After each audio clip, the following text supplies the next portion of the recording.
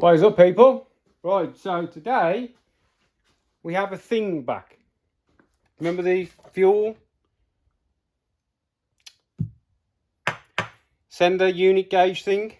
Well, we've had it back. So what we're going to do is power up this unit and see what's going on, because a lot of people have said they only register in quarters. They're not a full sweep. So I want to have a look if that is the case first before we proceed and doing all this work, any more work, because I want one that works through its whole sweep. I don't just want it to drop quarter of a tank at a time, because that's not really any help. So we'll drag the mini out so I can use the power supply to power this up. Ready? Right then, so what I've done here is a bit of a crude wiring thing. So our sender's two wires, a negative and a signal. So the blue wire on this gauge is the signal wire. Red's positive, black's negative, yellow's the backlight, and white is signal parameters, which default input signal is 0 to 90 ohms. When white connected to ground, input signal changes to 240 to 330 ohms. Default input signal is 240 to 330 ohms when white connected to ground. So, I don't know what the difference would be. Why would you need either 0 to 190 or 240 to 330? I don't know why you'd need two when it's the same. You know what I mean? But anyway, let's try it. So what I'm going to use, because I haven't got a battery, is this battery. I can use this off here to power. So we're just going to do that and we'll see what happens. Right, so this is sticking through this hole. See? So what I'm going to do is I'm going to power it up and I can slide it up and down. Yeah? So negatron. Without the thing sliding off the table and pulling the thing off. And positive. So if I slide this up now, well, the fuel light's on.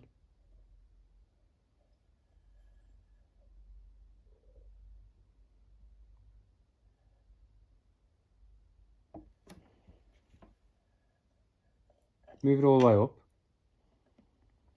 We're full. I'm going to slowly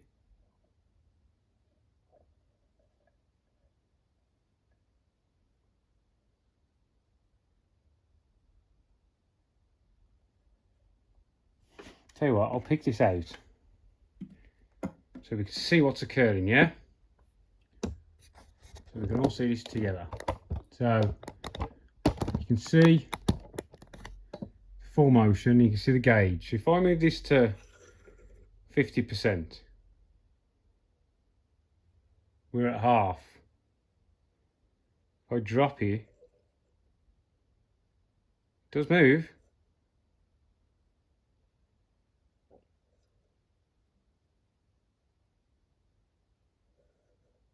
Sometimes. It's definitely moving, and that's not quarter.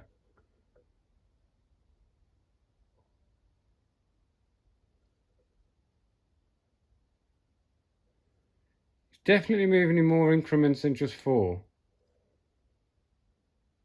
Isn't it? It's probably every 8th. I'm not gonna lie, it's definitely not as smooth as I'd like. But every 8th is quite a better than no bloody gauge, isn't it? You agree? So now, what if we attach this to Earth? Yeah?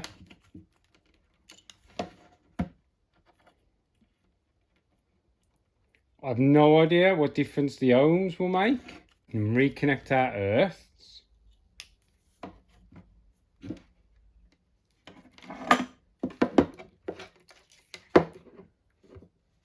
This is more accurate. I'll eat my hat. Ah.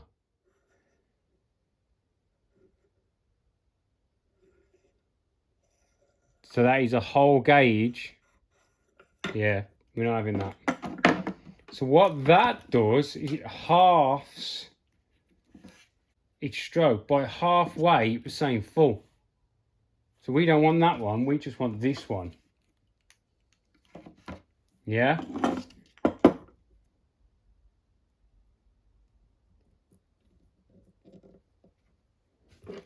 And we've got a fuel light. It's amazing, look.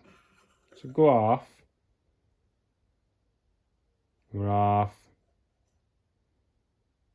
I'd definitely say it is making incremental changes, but it's going to be every 8th.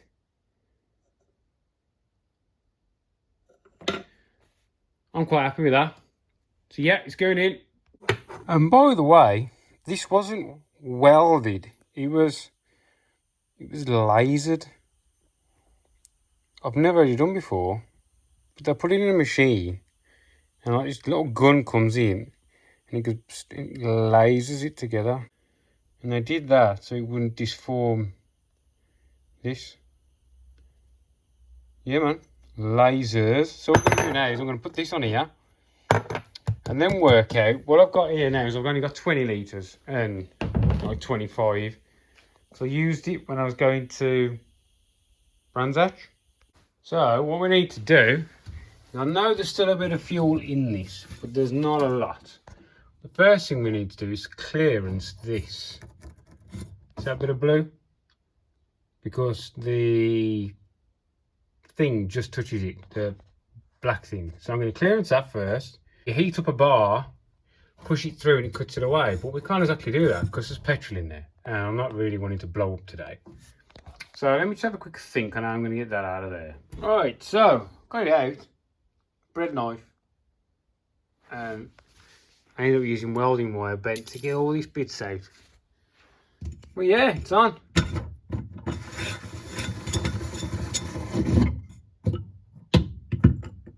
And there you go. How simple is that? So to fit that on there, I just used a little bit of Loctite, you know, the green stuff.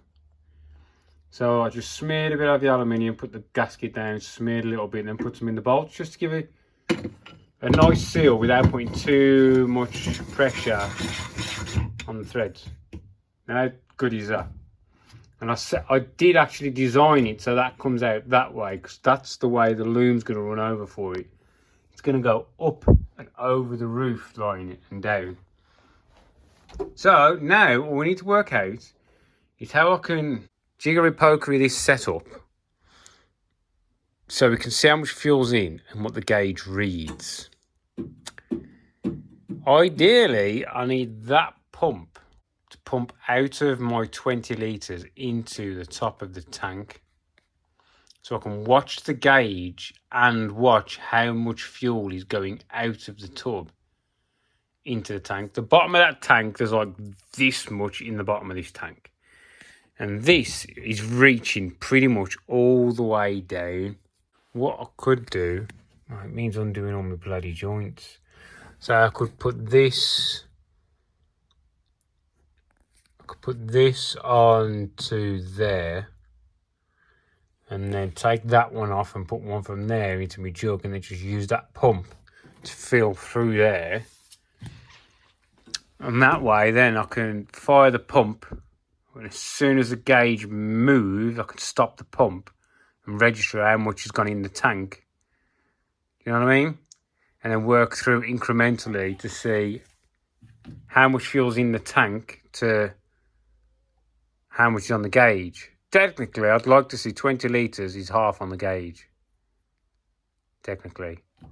I might do that. I might switch that pump around a little bit. Alright, so what I want to try and do, now I know there's fuel in this surge tank. I wonder if I could see. Let's just get this done. Let's just get done what we were doing. There's no point in fannying around. Well, that's primed, so lift that up. Use a little bit of fuel, but not much. Let's see what other fuel hoses I've got. I always keep like an arrangement of hoses in my racing toolbox, just in case you're out and about. Because I don't think that's gonna go on as nicely as I'd hoped. This may be. It might actually. These tight fittings. Oh yeah, that'll do. It's not the best, but it hasn't exactly got a whole lot of pressure for a long period of time. One.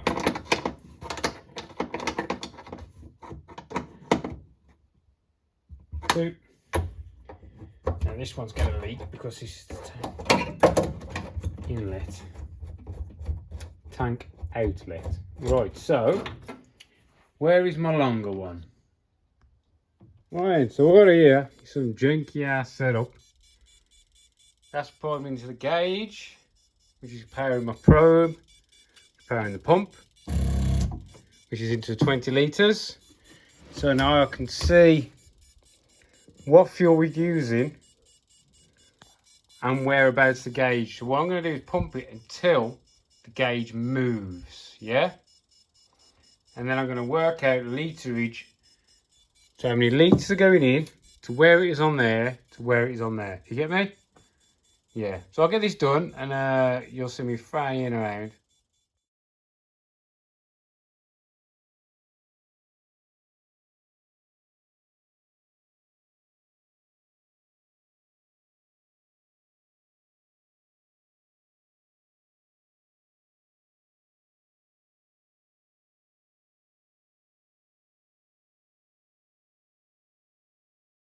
Right.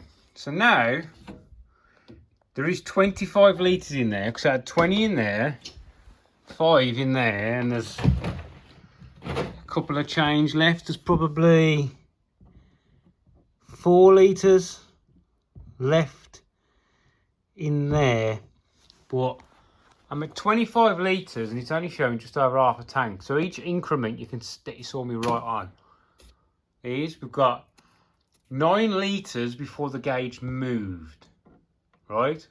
So there's 9 litres under the gauge. Then it was 12, 15 and 18. Yeah?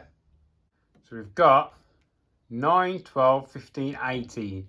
It flicked a little bit on 20, but it didn't make any movement. I think we are just off it jumping to its next segment. But I've been marking this out as well. I must have had it wrong. So I've got 10 litres, 15, 20. Each one of these is 5 litres.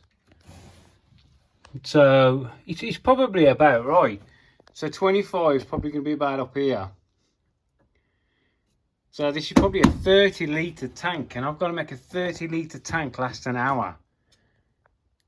Going flat out pretty much, because unless do I change the gearing? I'm going to have to change the gearing. Oh no. If I change the gearing to give me that bit better top speed.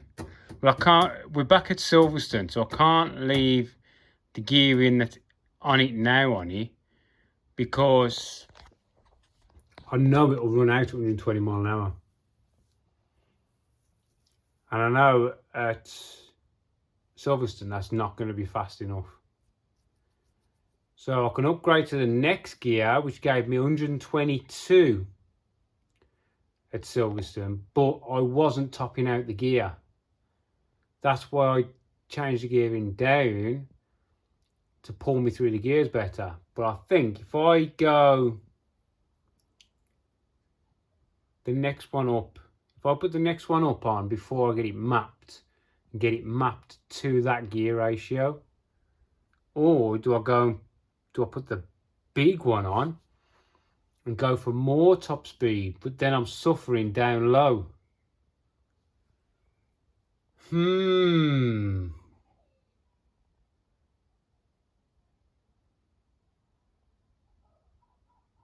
is why we need the turbo engine, because I can run the biggest sprockets I can get on it, because I've got the torque to come out the bends. Yeah, I'm going to think about the gearing. But what we're going to do now... Oh, hang on, look. It's moved. So it must have been the fuel settling through the foam. So that is 25 litres. Just over half on there. But what I was trying to do is I wanted to see now how much fuel is in there. And I want to touch this white wire to, was it the white? It was the white to earth. And then see where it goes.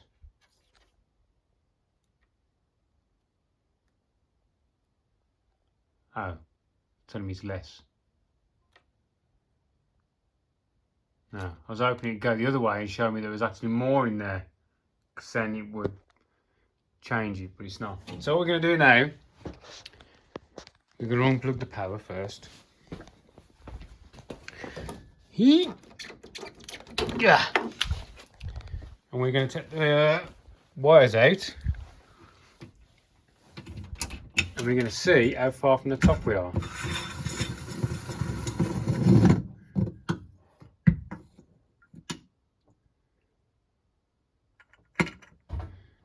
What I'll do is I'll make a holder for this. It sits about here.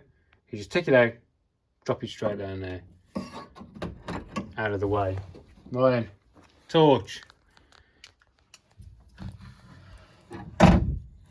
Is it? I reckon we're definitely going to get another 5 litres in there. Yeah?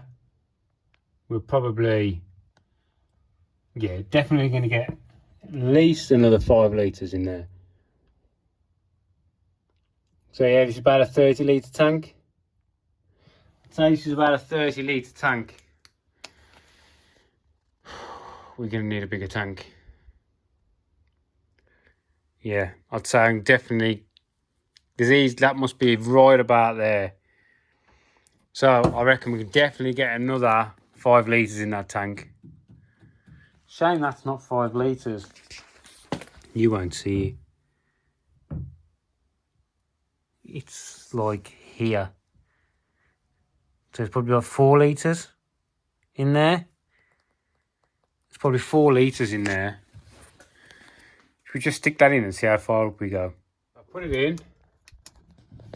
And you'll probably get a little bit more in. But we did say there was about 4 litres. Yeah? So I think there's probably another litre to go in there. Litre and a bit. With the discrepancies with this, that and the other, I'd say this is a 30 litre tank. So if that's a 30 litre tank,